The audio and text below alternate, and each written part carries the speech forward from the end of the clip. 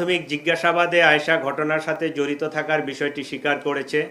একইভাবে জানা যায় গৃহকর্মে নিয়োজিত থেকে চুরি করার অভ্যাস পূর্ব থেকেই তার ছিল। চাঞ্চল্যকর এই জোড়াখুনের কারণ অনুসন্ধানে আয়েশা বলে, কাজে আসার দ্বিতীয় দিনে সে বাসা থেকে 2000 টাকা চুরি করে।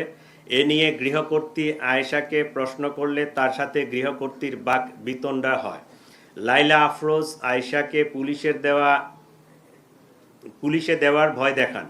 চতুর্থ দিন কাজে আসার সময় আয়েশা বাসা থেকে একটি সুইচ গিয়ার চাকু নিয়ে আসে। ঘটনার দিন টাকা চুরি নিয়ে তাদের মধ্যে আবারও কথা কাটাকাটি হয় এবং ধস্তাধস্তির এক পর্যায়ে আয়েশা গৃহকর্ত্রী লাইলা আফরোজকে সুইচ গিয়ার দিয়ে এলোপাতাড়ি ছুরিকাঘাত করে। এ সময় তাদের মেয়ে নাফিসা তার মাকে বাঁচাতে এগিয়ে এলে তাকেও ছুরিকাঘাত করা হয়। ছুরিকাঘাতের ফলে অতিরিক্ত রক্তক্ষরণে মা ও মেয়ে দুজনেই মারা যান বলে প্রাথমিকভাবে প্রতীয়মান। ঘটনার সময় আয়েশা নিজেও আহত হয় এবং রক্তমাখা কাপড় চোপড় পাল্টিয়ে মেয়ে নাফিসার স্কুল ড্রেস পরে বাসা থেকে বের হয়ে যায়। যাওয়ার সময় ব্যাকপ্যাকে একটি ল্যাপটপ, মোবাইল ফোন আরও কিছু জিনিসপত্র নিয়ে যায়। বাসা থেকে বের হয়েছে সোহরাওয়ার্দী মেডিকেলের ভিতরে গিয়ে পুনরায় কাপড় পাল্টিয়ে তার নিজের কাপড় পরিধান করে সে সাভারের উদ্দেশ্যে রওনা হয়। পরবর্তীতে সে চুরি করা ফোন রক্তাক্ত কাপড় চোপড় সিঙ্গাইর ব্রিজ হতে নদীতে ফেলে দেয়। ছবি টবি কিছুই ছিল না, কিন্তু তার এই যে গলার সাইডে যে পুরা দাগটা, এইটাই আমাদের একটা ক্লু। কারণ এই পুরা দাগ নিয়ে এর আগে এই মহিলা জুলাই 25-এ ধরা পড়ছিল। এইটা আমাদের থানায় একটা মোহাম্মদপুর থানায় জিডি ছিল। সেই জিডির ক্লু ধরে আমরা এই পুরা হত্যাকাণ্ডের রহস্যটা উদ্ঘাটন করতে সক্ষম হয়েছি এবং তাদেরকে গ্রেপ্তার করতে সক্ষম হয়েছে।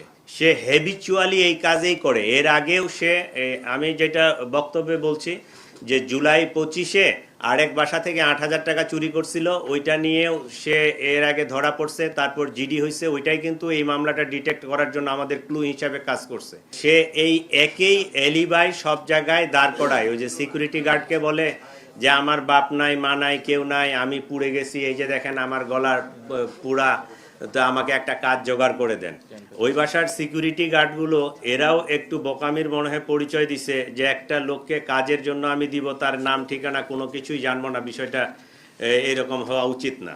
তো তারে কাজ দিছে এবং দেখেন সে কত শিয়ানা, কোনো মোবাইল টোবাইল ইউজ করে নাই। এই 4 দিনেই যে যাতায়াত করছে, সে একদম পুরা মুখ ঢেকে আসছে। এবং সে এই কাজটা করার পরে কিভাবে সেফ এক্সিট হবে, সে তার কাপড় চোপড় চেঞ্জ করে মেয়েটার কাপড় চোপড়গুলো পরছে, মুখ ঢাকছে, একটা ওই ল্যাপটপের ব্যাগ পিছনে নিয়ে এজিফ যে বাসার মেয়ে প্রাইভেট পড়তে অথবা কলেজে বা ইউনিভার্সিটিতে বাহির হয়ে যাচ্ছে, এই একটা এনভায়রনমেন্ট ক্রিয়েট করে সে বাহির হয়ে গেছে। পুরা দেশবাসী, বিশেষ করে ঢাকা নগরবাসীকে অনুরোধ করব, আপনারা এই গৃহকর্মী, গৃহ সহায়তাকারী রাখার পূর্বে অবশ্যই তাদের পরিচিতি নিশ্চিত হবেন। প্রয়োজনে এনআইডি, এক কপি ছবি এবং সেই পুরুষ অথবা মহিলা যেই হোক না কেন তাকে চিহ্নিত করতে পারে এরকম এলাকার 2 জন স্থানীয় গণ্যমান্য ব্যক্তির মোবাইল নাম্বার এবং তাদের শনাক্তকারী হিসাবে তাদের যদি তথ্যগুলো নিয়ে রাখেন, তাহলে এই ধরনের অনাকাঙ্ক্ষিত ঘটনা আমরা এড়াতে পারবো। এই ঘটনাটা অত্যন্ত দুঃখজনক। আমরা চাই না একই ঘটনার পুনরাবৃত্তি।